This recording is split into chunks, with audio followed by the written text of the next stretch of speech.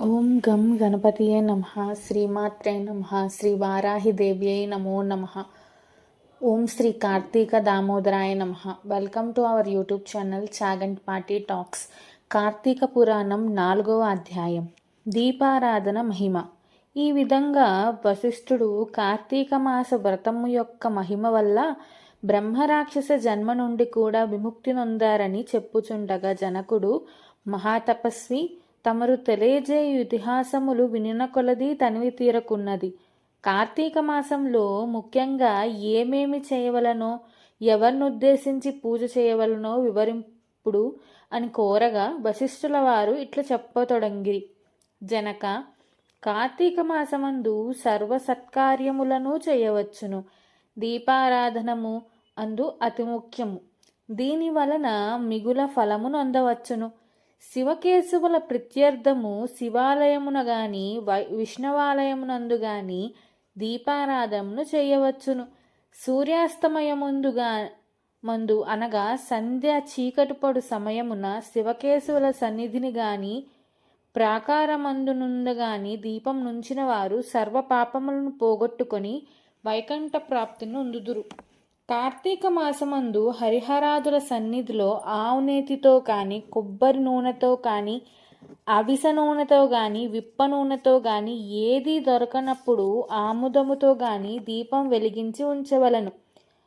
దీపారాధన ఏ నూనెతో చేసినను మిగుల పుణ్యాత్ములుగాను భక్తిపరులుగాను అగుటయేగాక అష్ట ఐశ్వర్యములు కలిగి శివసన్నిధికి ఎగుదురు.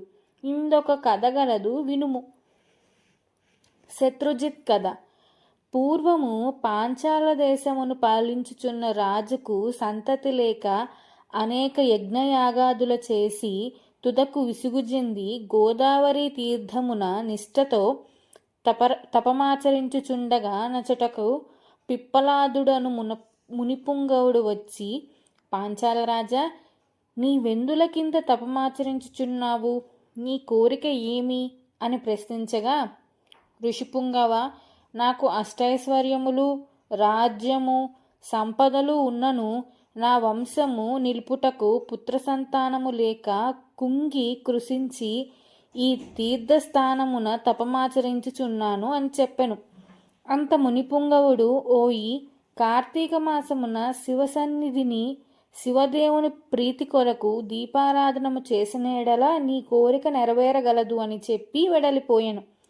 వెంటనే పాంచాలరాజు తన దేశమునకు వెడిలి పుత్ర ప్రాప్తికై అతి భక్తితో శివాలయమున కార్తీక మాసము 1 రోజులు దీపారాధన చేయించి దాన ధర్మాలతో నియమానుసారంగా వ్రతము చేసి ప్రసాదములను ప్రజలకు పంచిపెట్టుచు విడవకుండా నెల దినములు అటులే చేసెను. తత్పుణ్యకార్యము వలన ఆ రాజు భార్య గర్భవతి అయి క్రమముగా 9 మాసములు నిండిన తరువాత ఒక శుభముహూర్తమున ఒక కుమారుణ్ణి కనెను. రాజకుటుంబీకులు మిగుల సంతోషించి తమ దేశమంతటను పుత్రోత్సవమును చేయించి బ్రాహ్మణులకు దాన ధర్మములు చేసి ఆ బాలునకు శత్రుజిత్తు అను నామకరణము చేయించి అమిత గారాభంతో పెంచుచుండిరి. కార్తీక మాస దీపారాధన వలన పుత్ర సంతానమును కలిగినందువలన తన దేశమంతటను ప్రతి సంవత్సరము కార్తీక మాస వ్రతములు, దీపారాధనలు చేయుడని రాజు శాసించెను. రాకుమారుడు శత్రుజిత్తు దినదిన ప్రవర్ధమానుడుగాచు సకల శాస్త్రములను చదివి ధనుర్విద్య, కత్తిసాము మొదలుగునవి నేర్చుకునెను. కానీ యవ్వనము రాగానే దుష్టుల సహవాసం చేతను, తల్లిదండ్రుల గారాభం చేతను, తన కంటికి ఇంపగు స్త్రీలను బలాత్కరించుచు, ఎదిరించిన వారిని దండించుచు తన కామవాంఛ తీర్చుకొనిచుండెను.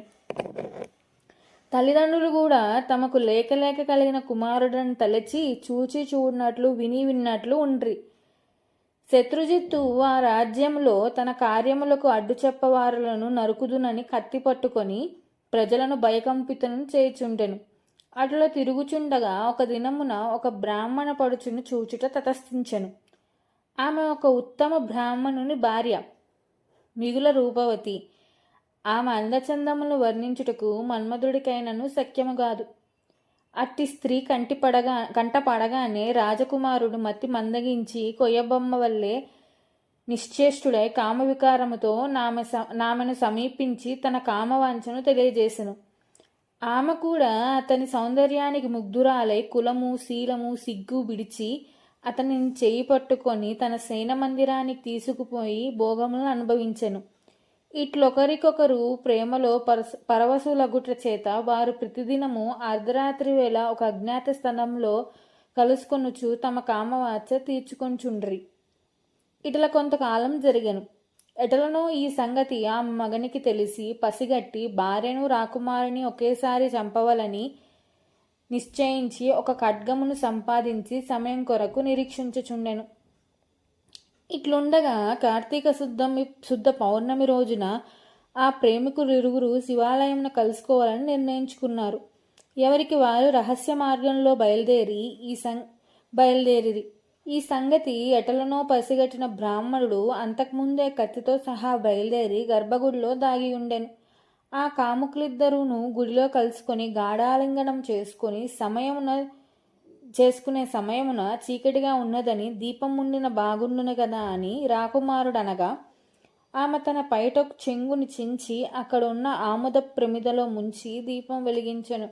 తర్వాత వారిరువురు మహానందంతో రతిక్రీడలు సలుపుటకు ఉద్యుక్తులవుతుండగా అదే అదనుగా ఆమె భర్త తన మొలనున్న కత్తిని తీసి ఒక్క వేటుకి తన భార్యను ఆ రాకుమారుణ్ణి ఖండించి తాను కూడా పొడుచుకుని మరణించెను. వారి పుణ్యము కొలది ఆ రోజు కార్తీక శుద్ధ పౌర్ణమి సోమవారమగుట వలన ఆ రోజు ముగ్గురును చనిపోవట వలన శివదూతలు ప్రేమికులిరువరిని తీసుకుని పోవటకు యమదూతలు బ్రాహ్మణుని తీసుకుని పోవటకు అక్కడికి వచ్చిరి. అంత యమదూతలను చూచి బ్రాహ్మణుడు, ఓ దూతలారా, నన్ను తీసుకుని వెళ్ళటకు మీరెలా వచ్చినారు? కామాంధకారంతో కన్నుమిన్ను తెలియక పశుప్రాయంగా వ్యవహరించిన ఆ వ్యభిచారుల కొరకు శివదూతలు విమానంలో వచ్చుటేలా చిత్రముగా ఉన్నది అని ప్రశ్నించెను. అంత యమకింకరులు, ఓ బాపడా, వారెంతటి నీచులైనను ఈ పవిత్ర దినము అనగా కార్తీక పౌర్ణమి సోమవారం దినమును తెలుసో తెలియకో శివాలయంలో శివు సన్నిధిలో దీపం వెలిగించుట వల్ల అప్పటి వరకు వారి చేసిన పాపములన్నీ నశించిపోయినవి. కావున వారిని కైలాసముకు తీసుకుపోవుటకు శివదూతలు వచ్చారు అని చెప్పగా ఈ సంభాషణ అంతా వినుచున్న రాకుమారుడు, అలా ఎన్నటికీ జరగనివ్వను. తప్పప్పులు ఎలాగున్నప్పటికీ మేము ముగ్గురము ఒకే సమయంలో ఒకే స్థలంలో మరణించితిమి కనుక ఆ ఫలము మా అందరికీ వర్తించవలసినదే అని తాము చేసిన దీపారాధన ఫలములో కొంత ఆ బ్రాహ్మణునకు దానం చేసెను.